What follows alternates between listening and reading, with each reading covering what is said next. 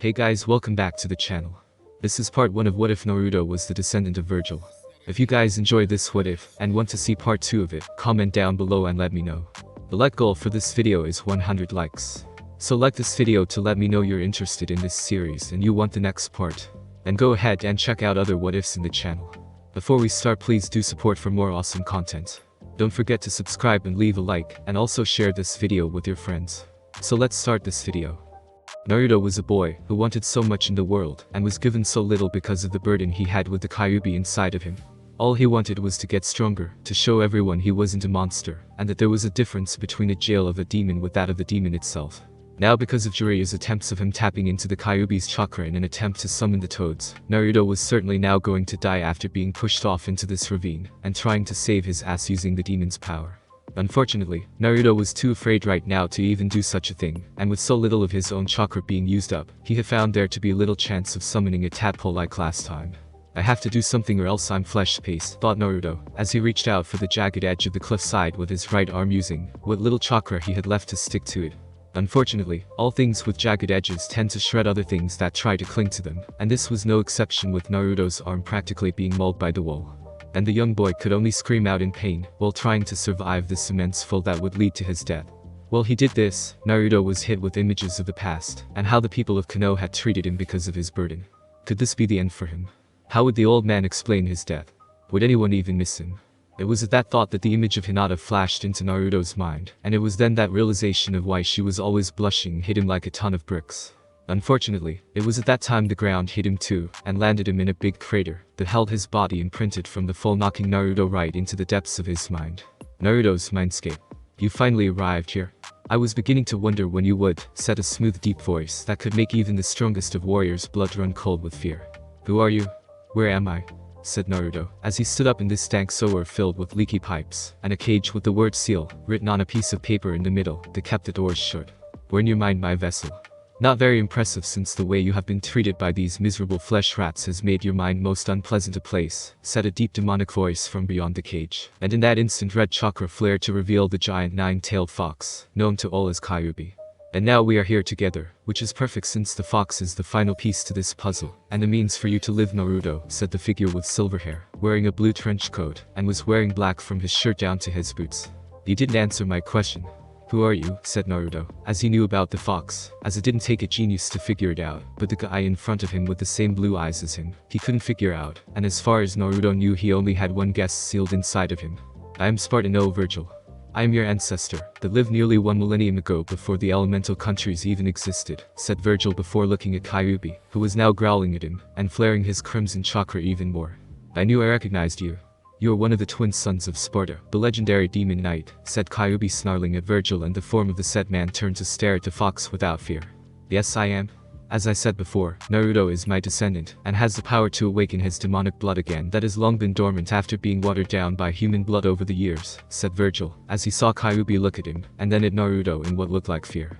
As if the fourth Hokage sealing me up in his own kid is bad enough, but to find out it was inside the actual descendant of Sparda is even worse, said Kyuubi, as he saw Naruto look at him in shock, and the fox realized that his vessel didn't know about his heritage. My father was the fourth Hokage? Asked Naruto, as he saw Kyuubi nod, and Vergil as well to further confirm it. He was the only one at the time to have the strongest blood of our family after so many years, and I believe he could have even awakened it had a certain fox not attacked, said Vergil, as he saw Kyuubi growl at him, and then looked at a still shocked Naruto.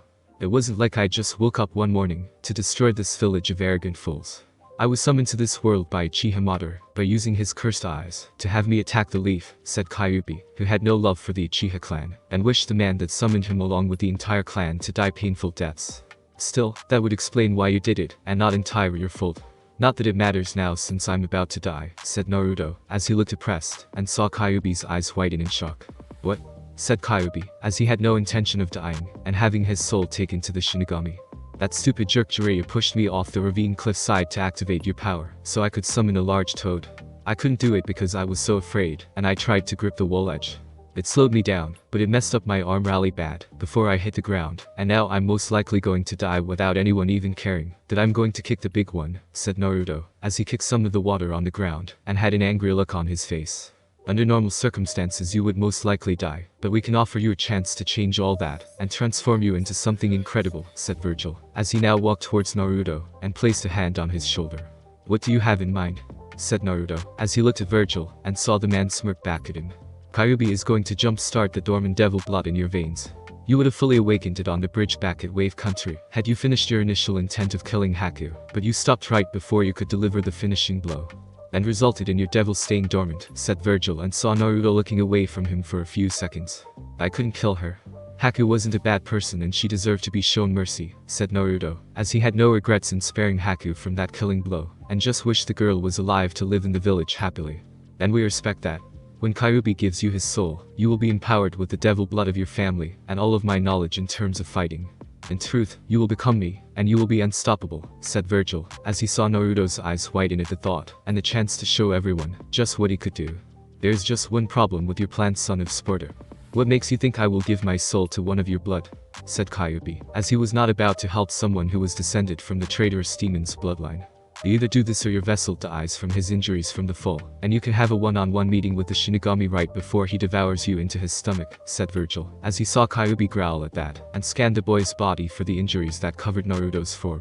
What you say is true. It seems I have no choice but to give in to your idea, and give you my soul along with all my power. At the very least, can you promise me one thing, and one thing only? Said Kyuubi, as the fox sounded depressed, and looked at both individuals with his burning crimson eyes.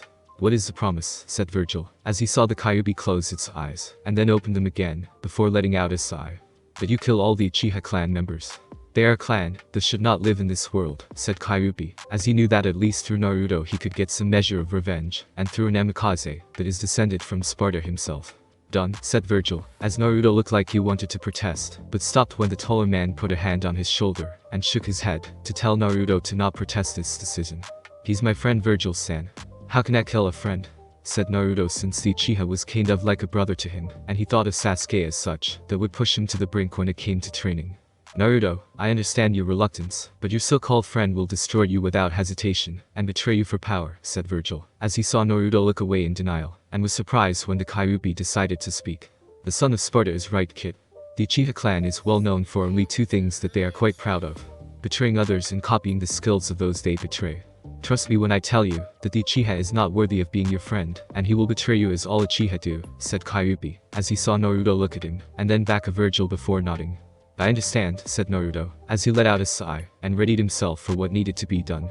But now brace yourself, Naruto, as this will painful, and will blow your mind away, said Vergil, as he turned to Kyuubi, and the demon let out a mighty roar, before beginning the process of giving everything he had to the two, to make the fusion complete. Naruto was going to be in for one wild ride. Hokage Tower. At the moment.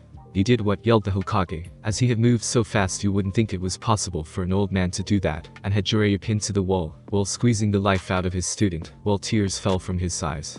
I tried to get him to use the Kyuubi's chakra by pushing him off a cliff, said Jiraiya, as he tried to break the hold, and was then slammed back against the wall hard. What could have possessed you to do it in that way? It's bad enough the boy is hated by these stupid people, but for you to do that to your student's own son, and your godson no less, is inexcusable, said Hiruzen, as he threw Jiraiya away from him before stepping back until he reached his desk, now fully crying. I'm sorry. Alright. I fully expect him to tap into the fox's power, and summon a large enough toad to save him. Why hasn't his training progressed like it was supposed to, said Jiraiya, as he had hoped the old man would make Naruto strong enough to be able to summon Kyuubi's power at will. The councils didn't want the boy to become powerful, because of the Kyuubi, and with Danzo pushing the boy to be a weapon of the village, I had to make a choice on which side to support. I had hoped Kakashi would be able to help Naruto with training when I set up the teams, but the man only trains the Uchiha because of what happened years ago, and has only taught Naruto tree-walking chakra control. Had you been a proper godfather, the boy wouldn't be so crippled by the council's decisions, and I could have done more for him, said the Hokage, as he let out more tears than he had ever before in his entire life, and felt the guilt of the past 12 years of not protecting Naruto properly eating away him. That was when the two felt it. The feeling demonic bloodlust on such a level it made them fall to their knees in fear. In fact, everyone in Konoha did, and everyone had frozen in fear at the demonic power of the crimson-purple energy that rose high into the air. It formed into a demonic creature of epic proportions with demonic wings, before it let out a mighty roar that shook the ground around Konoha. And then just as it came, it immediately left. What was that? It was like the Kyuubi 12 years ago, only worse, thought the old Hokage, as he now struggled to his feet, and Jiraiya was doing the same. Sensei, said Jiraiya, but was silenced by a hand from the Hokage, and the old man looked at him now with cold hard eyes that held no love for the Toad Sonin. Don't even try to apologize, Jiraiya. I will announce Naruto's death after the Chunin exams are over, and I want you to know I will hold you responsible for this when I reveal the boy's heritage to the village. That you killed the 4th Hokage's son and it was you that neglected your duties to him for the sake of your research, said Hiruzen, as he gave the hand signal to tell Jiraiya to get out of his office, and sat down in his chair before crying again at his failure. After a few minutes, the old Hokage summoned his Anbu to him, and told them to check out the ravine that Jiraiya took Naruto to, in order to search for anything that could be connected to the demonic power felt by all. The Anbu obeyed and headed out, though even they were silently afraid of whatever caused that demonic power to erupt. Weeks later, the day of the Chunin exam finals, it had finally come. The day of the Chunin exam finals had come for everyone that had wanted to see the competitors fight for the glory of their village. Though for the Hokage, he watched the audience around him with a heavy heart, and wished to see only one of the competitors now among the lying down in the arena floor. Naruto. The Anbu the Sandaime sent never came back, as they had gone missing for several days before another team was sent out to find them, and they were found, only they weren't just dead like the old Hokage suspected. They had been cut ruthlessly to pieces. Jiraiya was now standing behind him with a serious look on his face that now masked his secret shame, and knew that it wasn't going to be long before everyone heard of it. He knew that Naruto's life was going to be bad, as he had told Minato that from the start, but his stupid apprentice just wouldn't listen, and thought Naruto would be the symbol of hope for everyone. All it did was make the boy a symbol of their hate. It was during his time away from the old man after the confrontation with him over what he did to Naruto did Jiraiya realize how much of a failure he had become. How much he should have done for Naruto, but didn't do it, and now couldn't because the boy was most likely dead. Though Jiraiya had heard from the second Anbu team about how the first one was obliterated from this world, and the Sannin suspected it was possibly the Fox's doing now, that it was free with Naruto's last act in this world to bring vengeance against the arrogant people in this village. It was practically poetic justice. Jiraiya then turned to the Kazekage sitting in the chair next to his sensei, and immediately sensed something was off about the man, along with the bodyguards he carried. While the exams would start soon, Jiraiya would keep his eyes on the Kazekage, and make sure this man was in fact who he was underneath his face cloth. "Where's Naruto?" "And Sasuke-kun," said Sakura, as she waited for her two teammates to arrive for the exams, and Ino beside her was wondering as well. "I don't know." Naruto was looking forward to this fight to avenge Hinata, after what Neji did to her, said Ino, as she did think it was romantic that Naruto would do something like that for Hinata, and was slightly jealous of the Hyuga girl because of it. Why couldn't she get a guy like that? "Naruto-kun, where are you?" thought Hinata, as she held her hands over her heart, and wondered where her crush was. This is not like Naruto-san to be late for something this tremendous. If anything, he should have been here early, thought Shino, as he looked on waiting for his teammate's crush to arrive. "Naruto, please forgive this old man, as I was too weak to do what was right, and show me mercy when I reach the afterlife," thought Sarutobi, as he sighed when he came to the decision he had made with the intention of ending his life, after revealing everything to everyone, and making his death a rather public event, to destroy these people for what they had done to the poor boy. With a wave of his hand, the Sandaime commanded the Jonin Proctor Genma to begin the Chunin exam finals, and had to hold back the tears that wanted to escape him again. The first match of the Chunin exams will now begin. Will Hyuga Neji and Uzumaki Naruto step forward, while the other competitors go the fighter's box to wait until it is your turn, said Genma, as he heard the crowd cheer, and the Jonin wondered if it was for the obvious reason that Naruto wasn't here. "Coward. He says he'll make me pay, but in the end he's nothing, and will be nothing just like you, Hinata-sama," thought Neji, smirking at the empty space that was supposed to be where his opponent was supposed to stand, and it increased when he came to the belief Naruto wasn't going to show up at all. "Since Uzumaki Naruto is not here, Hyuga Neji is the," said Genma, but was silenced by a blast of color intent so powerful that Gaara in the stands nearly had to grip the metal railing for support, while Shikaku was screaming at him to run away of all things.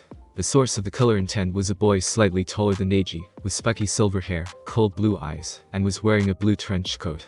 The lone figure was dressed in black from his shirt to his steel-toed boots, and had a sheathed katana sword in his hands that were currently behind his back. "Hyuga Neji is my opponent." "Start the match," said the figure, as he looked into the Hyuga prodigy's eyes, and saw the confident look on the boy. Oh, how he was going to enjoy beating his ass. "I'm sorry sir, but you are not Uzumaki Naruto, and I will have to," said Genma, as he tried to put a hand on the boy's shoulder, and found his hand crushed by the said boy in one swift second. "I am Naruto, you fool. Now start the match so I can kill this Hyuga prick," said Naruto, as he threw the Jonin away to mend his hand, before turning his eyes to the Hokage, now leaning over the railing to look down at him with hope in his eyes now filled with tears. "He's alive. Naruto's alive," thought the Hokage, as he could finally make up everything that happened to the boy, and do what should have been done from the start.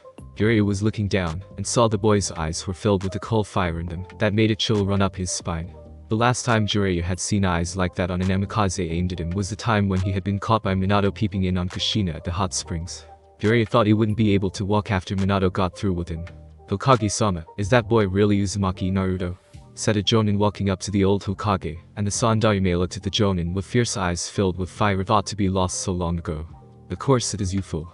Tell Genma to begin the match now," said Sarutobi, as he was not about to deny the boy his fight, and hoped he would have a chance to apologize to the boy for everything he failed to do.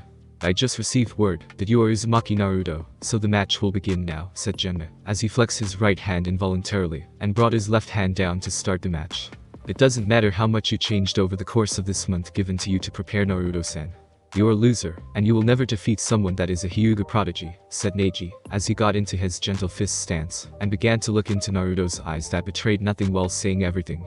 "Before I destroy you Hyuga Neji, will you answer me one question, and one question only," said Naruto, as he still had his hands behind his back with his sword wrapped around his hands too, and saw the confusion in the boy's eyes. "You should be more worried about how to live after this match Naruto-san, rather than me answering your question," said Neji, as he activated his Byakugan, and gasped at the sight of the purplish crimson energy that flowed through Naruto chakra network. "Humor me Neji Baka. Do you have any kind of remorse for doing what you did to your cousin Hinata during the preliminaries?" said Naruto, as he waited for Neji to attack, and knew the only way to do so was to attack the man's inner being. "Remorse? Of course I feel remorse. I feel remorse in the fact I couldn't deliver the final blow because of the Jonin senseis that interfered on her behalf," said Neji, as he smirked at that memory, and saw Naruto's cold blue eyes narrow at him. In the stands, Hinata held her hands to her chest, and was on the verge of crying, while her sensei sat beside her comforting her over that memory, before glaring down at Neji. Neji's teammate Tenten felt sick in her stomach, knowing that she helped train the Hyuga boy for this moment, and felt the need to apologize to someone, though she didn't know who. "I see. Thank you for telling me this, as I now will feel no remorse when I do what I would rather not do in front of Hinata, and make her cry again like she is about to now," said Naruto, as he moved his sword to his side, and flicked the hilt with his left hand's thumb. "It is fate that I win this day Naruto-san. Perhaps you have gotten stronger since last time, but I am by far the strongest of the Leaf Genin competing here today. Kneel before your better and surrender to me, before I kill you," said Neji, as he found Naruto's calm behavior completely the opposite of what he saw in the preliminaries, and wondered what had changed the former blonde now silver-haired boy. "No Neji-san. Fate has no power over me this day. Do you know why? Because I have the drive and the will to cut through it like a blade. Will you surrender to fate's veil like the weak Hyuga branch piece of trash you are?" said Naruto, smirking at a shocked Neji, but had become infuriated by Naruto's words, and rushed forward to slay this commoner before him to show that fate was on his side today. His gentle fist style would have struck true had they not been stopped by two things. One was Naruto moving even faster than Neji. And two, Naruto spun after dodging, before slashing into Neji's unguarded back with his sword Yamato. After getting out of the ravine, Naruto found his body had changed along with his clothes that took on the form of his ancestor, and his mind that was once filled with little to no information, was now filled with all kind of information in terms of taijutsu, along with swordsmanship. Acting on instinct of the memories Vergil gave him, Naruto summoned the sword to his being using the fox's chakra that was now his own, and brought the sword to his hands. His thoughts on the sword were temporarily put on hold when the Anbu came, as they drew their weapons thinking that he was Kyuubi in human form, and was ready to be killed. They were slaughtered without mercy. Now here Naruto was walking up to his down opponent before kicking him onto his back to let the wound get infected dirt, and place the tip of his sword at Neji's neck. Neji for his part had not expected Naruto to move so fast, and certainly not with the expertise in using his sword with the level equivalence of a master. This cannot be. Fate was supposed to be on my side. How can this commoner defeat me so easily, thought Neji, as he looked into Naruto's cold blue eyes, and how they just judged him like a spider looking down at a helpless fly. "You know Neji, I could end your life right here, right now in front of all these people, and I could away with it just like you tried to do in the preliminaries against Hinata. I should slice you open and spill your blood all over for these people to see. I should make you beg for mercy after that crap you pulled in the preliminaries and trying to make Hinata submit to you with your words on her being weak," said Naruto, as he pressed the tip of his sword further into Neji's neck, until it was just a simple muscle movement away from piercing skin, and ending the Hyuga's life. "Are you?" said Neji, as he found himself between pain in his back he received from the sword wound there, and the sword Naruto was wielding that was currently touching his neck just below the jugular. "I could.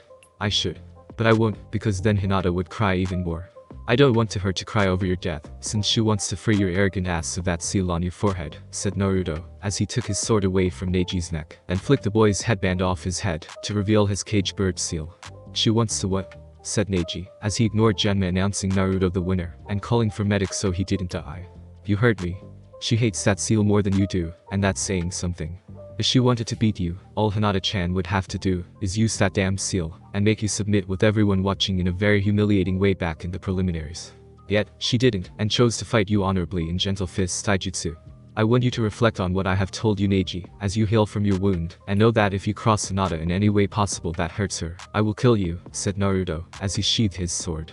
And walked away to the fighter's box, while ignoring the shocked crowd. I will. Thank you, Naruto-sama, said Neji, as he was being carried away by the medics, and looked into the sky to see birds flying freely in the air. My name isn't Naruto anymore. It's Vergil. Namikaze Vergil, said Naruto, now having renamed himself Vergil, and revealed his heritage to the audience. He knows. How? Thought the Hokage, as he looked at Jiraiya, who shook his head, to indicate he never told the boy, and also wondered how he knew. Could the Kyuubi have told the boy? And even so, how would the demon fox even know that? Thought Jiraiya, as he sensed the demonic aura around Naru Vergil, and wondered if the Kyuubi had taken control of the boy before altering him to his own specifications. He's an Namikaze. How could I have missed it? Thought Orochimaru in his disguise, and silently seething at the notion that he missed out acquiring the ultimate vessel that could surpass the Uchiha.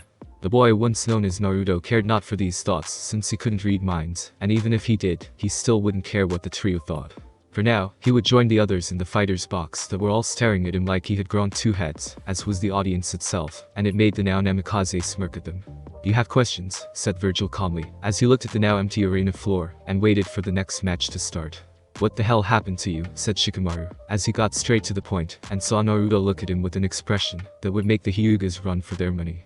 Hell, even the Aburame clan seemed to look more emotional compared to the Namikaze right now, and that was saying something. You could say I made the pre-verbal deal with the devil, said Vergil, as he turned to look at the Hokage, who was whispering something to a nearby Jonin, and within a few seconds the Jonin appeared next to him in a poof of smoke. The Hokage would like to speak with you, said the Jonin, who seemed hesitant to put his hand on the boy, since Genma was an example of what happens to those that try to invade the young Genin's personal space, and pay for it heavily. I know, said Vergil, as he vanished from sight, and was instantly in front of the Hokage, now shocked that the boy could do that. He wasn't the only one. Naruto, said the Sandaime, as he saw the boy standing in front of him on the railing of the cage booth, before the silver-haired youth stepped off of it, and looked at the old man walking towards him now with tears in his eyes. Hi Gramps. Call me Vergil from now on. Oh, did anything happen in the month I was gone, said Vergil, as he gave the old man a smile, and the Sandaime hugged the boy tightly to see if the body in front of him was real. Forgive me, my boy. I failed you in so many ways for the past 12 years of your life, said the Hokage, as he felt the boy hug him back and pat him on the shoulder. You had your hands tied behind your back, Gramps. I understand. Just don't take any shit from the councils anymore. Let me do my thing, and we'll call it even when you hand over the title of Hokage to me. Oh, Fee, just so you know, I took the liberty of taking over the Namikaze estates, and spent the whole month there learning a lot of stuff thanks to the Shadow Clone Jutsu, said Vergil, as he saw the Hokage's eyes whiting, and Jiraiya's jaw drop with his eyes bulging out of his sockets. This kid is only using a fraction at best of his skills. How powerful could Vergil really be, thought Jiraiya, as he saw the boy let go of the Hokage, and then looked directly at him with ice-cold blue eyes that were very similar to Minato's back in the day. Hello, Iro-Senin. I do believe we need to have a little chat, said Vergil, as he had his right hand off his sword, and turned the hand into a fist that pulsed with incredible power. Yeah, about the whole pushing you off the ravine thing to activate the power that was sealed inside of you. I just want to say I'm sorry, and that I... said Jiraiya, as he let out a girly scream after Vergil kneed the poor Sannin right in the family jewels, that sent the student of the Sandaime some 20 feet into the air, before Vergil spin kicked him into a nearby wall. Apology accepted, Iro-Senin.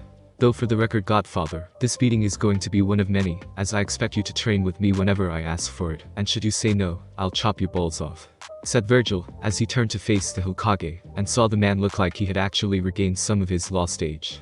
Hokage-sama, the Uchiha has not arrived yet, and the next match he has with Sabaku no Gaara is supposed to start now. Should we postpone the match? Said the Jonin that had spoken to Vergil briefly, and saw the Hokage thinking before Vergil decided to speak his mind. The Uchiha had his chance to compete today, but blew it by not showing up, and should not get a free pass because of his clan's name. Clients will expect the shinobi they hire to be on time, and if we excuse Sasuke because of his clan, then we are telling them that we don't care about them. We tell them that they should have to wait for an uncertain and unknown amount of time, because of spoiled children like him, said Vergil, as he looked down at Sabaku no Gaara waiting now in the arena floor for his competition, and the crowd wishing for a fight. Vergil is indeed correct, as the Uchiha is not here, and we cannot have all of our clients think we favor the shinobi that are from the clans here in Konoha.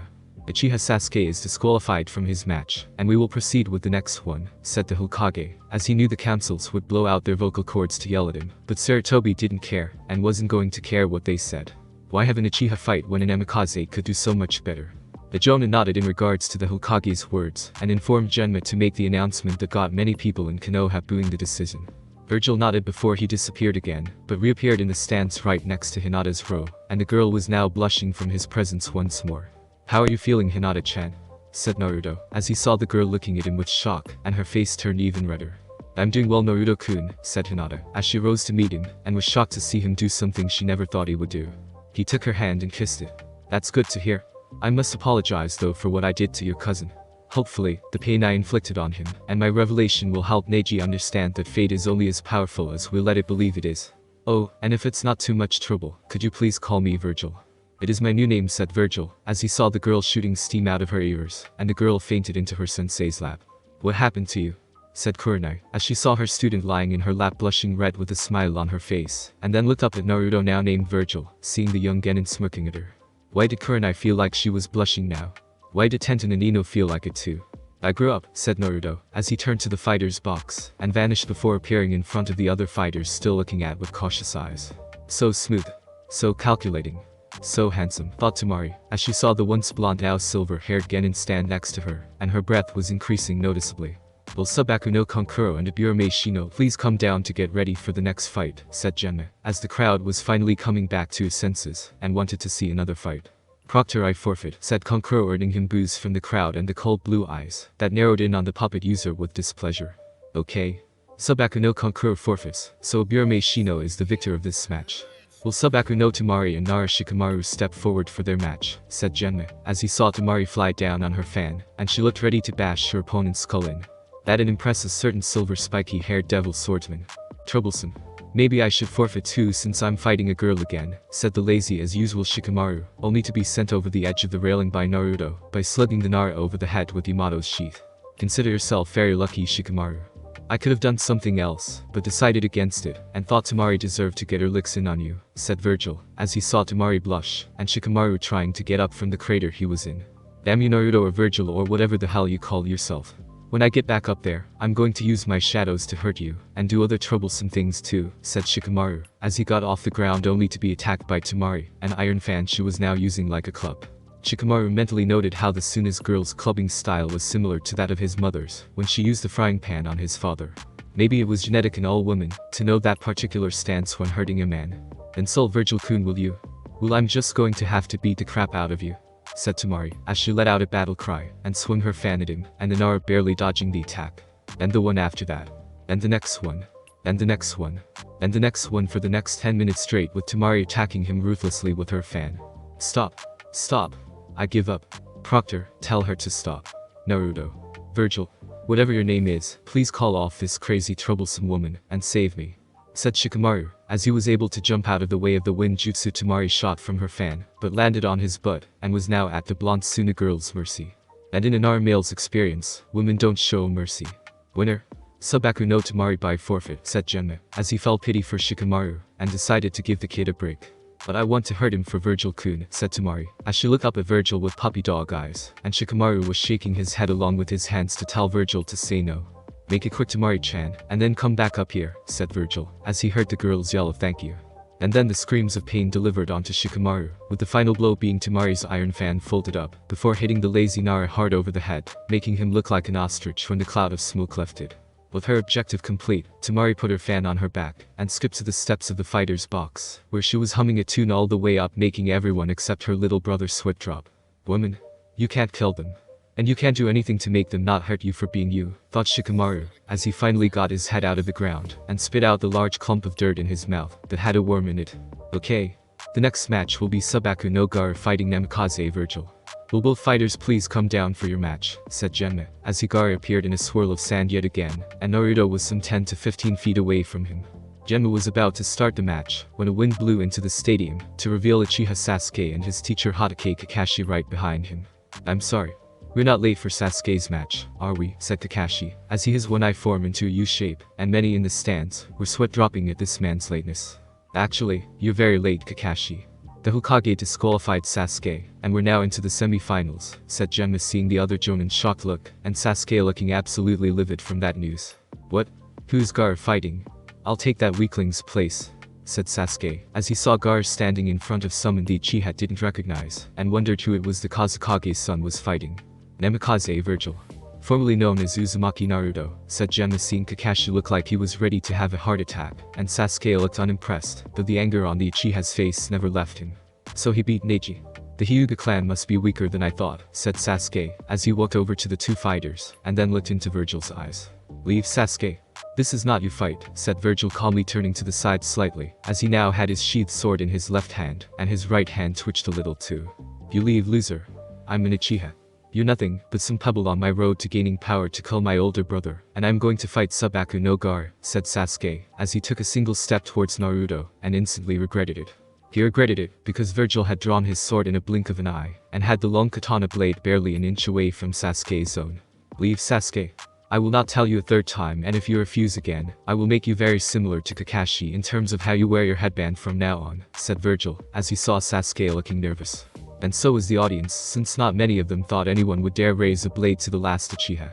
"Hokage-sama. Stop Naruto, he's gone mad, and is threatening his own teammate," said Kakashi, as he looked for the old fire shadow for help, but found the man was not going to be so sympathetic towards the Uchiha.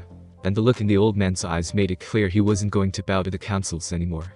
"The Uchiha had his chance to be here on time, Kakashi. Now it's Vergil's turn," said the Sandaime, as he saw Kakashi was shocked yet again, and turned to look at Sasuke, trying to be defiant of his teammate's weapon. He wasn't faring very well. "I wish to fight the Namikaze heir. He is clearly the stronger of the two shinobi before me," said Gaara, as he had heard of the Namikaze clan, and to fight one of its members made fighting a member of the Uchiha clan seem dull by comparison. "Let's go, Sasuke. There is always the next exam that will be hosted here in a few more months," said Kakashi, as he pulled Sasuke back from Yamato's tip, and tried to keep calm under Vergil's penetrating blue eyes that made him want to take a good 100 steps back from the silver-haired boy. "You will have to forgive the Uchiha for his stupidity, Gaara-san. The arrogant tend to be the first that want to die in battle, while thinking they'll live to see the next day. Such is the way of fools," said Vergil calmly, as he sheathed his sword, and looked at the statue-like form of Subaku no Gaara standing there with his arms crossed over his chest. "I agree. Can we begin now?" said Gaara, as he looked at the proctor, who looked up the Hokage, and saw the old man nod his head to proceed. "Namikaze Vergil vs Subaku no Gaara. Ready, fight," said Genma before getting far away from the two, knowing they were about to do serious damage to the other. "As you are the guest here in Konoha, and the Uchiha was quite rude, I'm giving you the first move in this fight," said Vergil, as he bowed his head slightly, and then waited for Gaara to make his move. The move was the cork on the Gaara to fly at him before the sand, and it began swarming around Gaara like mystical spirit. The cork was caught by Naruto before he threw it over his shoulder and cocked his head to the right for a second. "Prove my existence in this fight, Namikaze," said Gaara in a deadly tone, and all Vergil did was smirk in response before rushing forward. Gaara's sand launched itself at Vergil, as it sensed the swordsman's approach, and tried to wrap around the Namikaze like so many victims had done so in the past. However, Vergil was too fast for the sand, and drew his sword, slashing all around Gaara with the sand the Kazekage's son produced, taking the hits that were delivered. "This Namikaze guy can't win. He could slash at Gaara until he was green in the face, and he still wouldn't be able to hurt our brother," said Kankuro, as he saw Vergil move faster than when Lee moved with weights, and yet again and couldn't get past Gaara's defense. "That's what we first thought about that Rock Lee character, Kankuro. Vergil-kun is even faster, and I don't think he's missing on purpose," said Tamari, as she saw the flashing of the blade Vergil used, and saw what looked like wind surrounding the blade.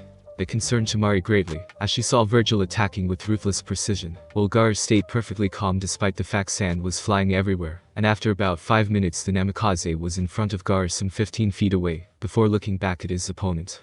For a moment, neither of them moved, and many in the audience were on the edge of their seats at seeing the display of incredible power coming from the boy they had hated for so long. Then, in a mere flash of a second, Gaara's body gushed out sand from his armor that had covered his skin, and blood his body rained down all over it, before the Kazekage's son fell to his knees with a shocked look in his eyes. Gaara himself couldn't believe it, as he looked at the blood around him that was his blood, and coming out of his body at the hands of the half-devil before him now sheathing his blade. Gaara's scream of pain and agony that soon followed echoed throughout the entire arena into everyone's soul, making them shiver in fear of being in that state, should they make the silvered-haired Namikaze their enemy. I hope you understand, Gaara-san, that I take pleasure in causing you untold amounts of pain with Yamato. However, I do what I must to ensure your plan in the invasion does not happen, and find a way to fix what has been broken in you, said Vergil, as he saw Gaara look up at him in fear, and sensed Shikaku quivering along with its vessel at the power the half-devil possessed. You are strong. You have given me a fight like no other. You have hurt my body like no other. I give up, said Gaara, as he looked up at Vergil, who looked at Genma, and saw the man nod his head at hearing the surrender, though the nod was more of a reflex than anything. Winner of the Chunin exam semi-finals. Namikaze Vergil, said Genma, as he raised his hand towards Vergil, who walked away from the arena floor back to the fighter's box, and stopped when he felt a genjutsu begin cover the arena. It begins, thought Vergil, as he looked at the cage booth where an explosion from a gas bomb hitting the floor of the booth covered it enough to make the leaf shinobi hesitant to move, and made the half-devil tighten his grip on the sheathed blade, while enemy forces that were disguises as spectators sprung from the crowd to engage the leaf. Vergil was no longer the supposedly stupid boy he had been for well over a decade, as his mind had been flooded with knowledge of past, and that of the present. Images from the first Chunin exams, the preliminaries, and Subaku no Gaara's demonic taint from the demon sealed inside of him when facing Lee in the preliminaries, came running through his now tactical mind. Gaara was possibly the level of a cage already, so why put him in the Chunin exams? Answer: to use during the Chunin exams in a way that would cause chaos. However, with this key form of the attack against Konoha stopped from being carried out by the enemy, all that was left was the mastermind behind it all, and it certainly wasn't the Kazukage. The man may be a cage, but he was no master tactician, and the only one that could pull off a skilled invasion was none other than Orochimaru of the Sannin. The man hated Konoha almost as much as the people in it hated the former blonde fox vessel, and would do anything it took to teach the Sandaime a very lethal lesson when it came to choosing successors. Cage booth. At the moment. You were full to spare me all those years ago, Sarutobi-sensei. Even with our means to destroy everyone in this stadium removed, the combined might of Suna and Sound will crush your weak little leaf shinobi into nothingness, said Orochimaru, as he removed the Kazukage robes. Then grinned viciously at the Sandaime now dressed in his combat armor with Jiraiya right beside him. You were always one for the theatrics, Hibitem, said Jiraiya, as he got ready for battle with his sensei, and saw Orochimaru look beyond the stadium like he was searching for something. But that something never happened. Where are the explosions? Where are all the Suna and Sound shinobi I already had get into position to invade with my snake summoning? Thought Orochimaru, as he frowned when he didn't hear anything aside from his bodyguards raising the barrier around the trio, and then the barrier that protected them from any harm from 2 of the 3 shinobi trapped inside of it.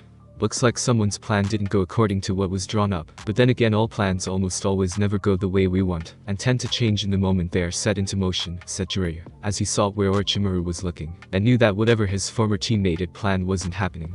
This is insane. How do we get the Sandaime and Jiraiya-sama out of this thing? Said one of the Anbu watching the events unfold, and saw the smirks on several of the 4 bodyguards of Orochimaru. You can't. This was designed to keep you out in the min, said Jirobo, as he saw the Anbu looking on, and powerless all the same. Yeah. You think you assholes are so tough? Well, you pig fuckers are going to see why our boss is powerful, and is going to win this little standoff, said Teiwaya, as she saw the Anbu look at her, and were no doubt glaring at her through their masks. If Teiwaya could flip them off she would have. Such foul language. If it weren't for the fact you have red hair, breasts, and your voice is feminine, I would have mistaken you for a man, said Vergil, as he appeared next to her corner of the prison, and ignored her growling with the grinding of the teeth to match it. And who the hell do you think you are? Ha. Probably some fucker that gets himself off with that sword of yours entering your ass at night from the look of it, said Teiwaya, as she waited for Vergil to lose his cool, and mouth off at her like many would in his place for her choice of language. Please, I don't want to hear about your secret fantasies that you dream of having at night of someone doing that to you, girl, said Vergil, as he walked away from the angry girl, while the battle inside the barrier had Orochimaru with his sword drawn, Jiraiya dodging a cut from the poisonous blade, and the Sandaime using Enma the monkey summoning boss in his staff form to attack his former pupil. You? What are you doing here, demon filth? Said one of the Anbu, as he saw Vergil walk slowly and methodically towards them, until the boy stopped in front of the Anbu unit before turning to face the barrier in front of him. Me? I am here to help the old man by breaking this barrier. However, you made it clear that I shouldn't be here, so I'll leave, and let it be known that the Anbu refused my help to save the Hokage, because of your bigotry ways, said Vergil, as he turned to leave, and sensed the Anbu stiffen. Wait. If you know the way to take down the barrier to save the Hokage, then please do so, said the second Anbu behind the first. Why? I'm not welcome in this village even after you all heard what my last name really was, meaning you don't care about the Hokage in general. If you did, you would have honored my father's dying wish, and reinforced the Sandaime's law regarding the fox while protecting me when I was a child. You think I owe you anything for what the Kyuubi did to Konoha all those years ago? What I owe you is nothing but a good quick stabbing of my sword through your guts, and cutting you all vertically in half in front of your families, said Vergil, as he saw them tense when he turned slightly to face them, and sensed the first Anbu glaring at him heavily. Damn demon. I don't care, if you're the fourth Hokage's son, you're still a monster, and deserve to die like the council said you should, said the first Anbu, who was not going to change his opinion about Vergil for anyone. If that is your final answer, then I am leaving to kill more of the invaders like I did the ones outside our walls, and further increase my reputation amongst our clients, said Vergil, as he had spent quite a bit of time before the exams killing the Suna shinobi that were preparing the summoning circle, and the sound shinobi that were hiding in wait to spring their trap during the Chunin exam finals. It was a shame no one really wondered why he was so late getting to the stadium in the first place. Though if it weren't for the Shadow Clone Jutsu, Vergil doubted him getting to the stadium on time would have been even possible, and missed his fight with Neji. No? Please, we are sorry for what we did, and wish to seek your aid to help the Hokage in his time of need, said the third Anbu of the group, and knew that the only way to save the Sandaime was to make peace with the half-devil. Vergil stopped walking away after that, and didn't move for a good 10 seconds, before turning around to face the three Anbu. Walking back up to them, Vergil stopped less than 2 steps from them, as he turned to face the barrier again, and unsheathed Yamato with it spinning above his head, and brought it down hard to his side, before sheathing it again with a slow yet calculating grace. It is done, said Vergil, as his sword was fully sheathed with a clink sound before the purple barrier collapsed in front of him, and the trio that was once in the barrier looked at him in shock. Thank you for helping the Hokage, said the second Anbu, but screamed in pain with the others, as they were now cut into hundreds of pieces, and died a painful death. I said I would help the Hokage. I never said I would spare you maggots for your past transgressions, said Vergil, as he walked. How is that possible? Said Orochimaru, as saw the silvered-haired entity looking at him, and then realized this was his chance before striking out at Sarutobi with his ever-trusty Kusanagi. Jiraiya saw this, and was able to flank Orochimaru, knocking him away from their sensei before the poisonous sword could cut the old man. Protect Orochimaru-sama, said Kitamura, as he along with the other Sound 4 now moved to stop Vergil's advance, and tried not to feel intimidated by the smirk on the half-devil's face. Idiots, said Vergil before he moved faster than they could see and knocked the 4 down using taijutsu mixed with using his sheathed sword in the process. The Sound 4 were down on the ground unconscious before another team of Anbu arrived on the scene, and Vergil walked over them to get to a now at a disadvantaged Orochimaru. Surrender Orochimaru, your plan has been ruined, you're surrounded on all sides, and you have no means to beat us, said Sarutobi, as he saw Jiraiya move to his right, and saw Vergil on the left with Anbu ready to strike from the Sanin's back. Sorry Sarutobi-sense, but you should know that a shinobi of my caliber always has a backup plan, and has the means to escape, said Orochimaru, as one of the Anbu behind the Sanin took out the others, and then removed his mask to reveal himself to be none other than Kabuto. Time to go Orochimaru-sama, said Kabuto, as he went through hand signs, and shot out an A-rank fire jutsu at the trio before him. Not yet. Keep them occupied a little longer, Kabuto. Summoning art. Impure world resurrection, said Orochimaru, as he managed to raise a coffin with the word first written on it, and grinned knowing the odds just went up in his favor. You need to stop him, Jiraiya, said Sarutobi, as he was on tired legs, and saw Vergil spinning his sword in such a way that it blocked the fire jutsu from hitting them, so it would give Jiraiya a chance to attack his former teammate. Seeing this, Kabuto cancelled the fire jutsu, and moved to intercept Jiraiya, in order to hold him off long enough using chakra scalpels, and kept the Toad Sanin from getting close. With the coffin down, the Shodaime of the Leaf came walking out looking well preserved, and looked at the old Hokage along with Vergil with sleepy-looking eyes. Is it you, Sarutobi? You've gotten old since last I saw you. Who's the silvered-haired boy with the sword? A student of yours, said the Shodaime, as he saw Vergil bow out of respect, and the Sandaime trying to stand. More like a grandson than anything, though not by blood I'm afraid, yet I wish he was, said Hiruzen, as he smiled at Naruto, who smiled back, and then turned to face the dead man now standing before them. I see he inherited your hair color, said the Shodaime, as he saw Vergil smirk, and the Sandaime sweat drop. What is it about me being old that everyone finds amusing to poke fun at? Thought the Sandaime, as he focused on the Shodaime, and Orochimaru standing right behind him with a kunai with a seal tag hanging off of it. Enough of this reunion. I originally planned for you to fight all of your predecessors, Sarutobi-sensei, but one of them is more than enough too, said Orochimaru, as he screamed out in pain when he lost the seal tag on his kunai along with his right arm after Vergil threw Yamato at the Shodaime's face with enough force that it would go right through the skull. Hit the seal tag, making the dead body decompose into the original body that was used in the sacrifice, and tear the Sanin's arm clean off. No one saw Vergil's right hand looked unnatural before it transformed back to a human appearance. You were saying Rachi-tem? Said Vergil, as he saw Orochimaru stumble back in pain, and was soon supported by Kabuto, who came to the aid of his master, and they immediately fled with some sound shinobi that broke away from the stadium fighting. Should we pursue? said Jiraiya, as he looked at the tired Sandaime, and saw this battle took its toll on him both physically as well as psychologically from memories of years past. No.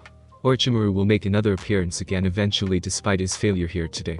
In the meantime, we must tend to those injured, and see what has happened during our little confrontation with my traitorous student, said the Sandaime. As he saw all people in the stadium were safe, and the allied forces that invaded that weren't killed had been captured along with the Kazukage siblings. Though from the looks of things, the older siblings didn't put up a fight, and their sensei Baki was currently dead at the hands of a female Anbu, with purple hair wrapped in a ponytail. Retrieving his sword, Vergil sheathed his trusty blade, before turning to face the body awake, as well as a barely alive Tsuchikin letting out a small whimper from her mouth, and her eyes staring up at the half-devil also indicated she wasn't dead. Picking her up, Vergil turned to the Sandaime before nodding his head, and then vanished to take Kin to the hospital to be revived into a state of better health, in order to get answers out of her later. Things have definitely turned interesting around here, said Jiraiya, as he saw his new student leave, and then looked to his sensei, having finally stabilized his breath with Enma in animal form supporting him. Yes. Though I'm afraid things will get more difficult for Vergil because of the councils, as they will want answers to this newfound power, and may demand it be sealed up in the name of village security, said the Sandaime, as they had used that excuse before. And right after when the Kyuubi attacked to keep the poor boy crippled and developing into a fine shinobi. Well, I have your back in this one, sensei, and I doubt the clients will enjoy seeing the last Namikaze being treated unkindly by those traditionalists that cling to the old ways that don't work well in this world, said Jiraiya, as he patted his sensei on the back. And the Sandaime nodded in agreement. Yes. Soon word will spread of Konoha's last Namikaze, and I have a feeling the boy will become quite famous like his father, said the Sandaime, as he smirked at the thought of Vergil sticking it to those old fools, and obtaining what they would deny the half-devil. You may have to revoke your law on him, said Jiraiya, as many questions were going to be asked by everyone, and the law pertaining to Vergil made things complicated. It said you could mention the boy having the Kyuubi sealed inside of Vergil, but it didn't forbid anyone from calling the boy other names, and let the hint linger long enough for the younger generation to pick up what was meant by it. I know. Though it may happen with Vergil going along with you to retrieve my second successor, said the third, as he turned to his student, and saw Jiraiya raise an eyebrow at that. A successor? Who, said Jiraiya, as he wondered just who had the right and the might to be the sixth Hokage of Konoha. Senju Tsunade. Your old teammate and my student, said Sarutobi, as he saw the shock on Jiraiya's face, and smirked when it went pale at the thought of running into the woman again. Tsunade never did forgive Jiraiya for that strip poker game she had with him when they got drunk that one time, and she woke up in with very little dignity with even less clothing on.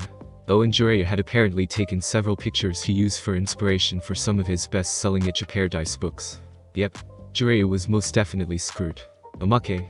Shikamaru versus Tamari. The other version. Troublesome.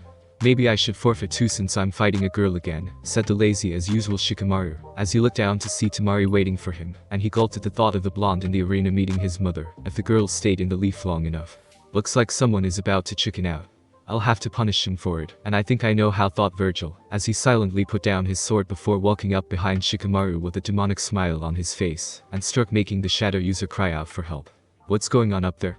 Thought Genma along with Tamari, as they heard Shikamaru yelling at Vergil to stop whatever he was doing, and what they saw happen next had shocked everyone.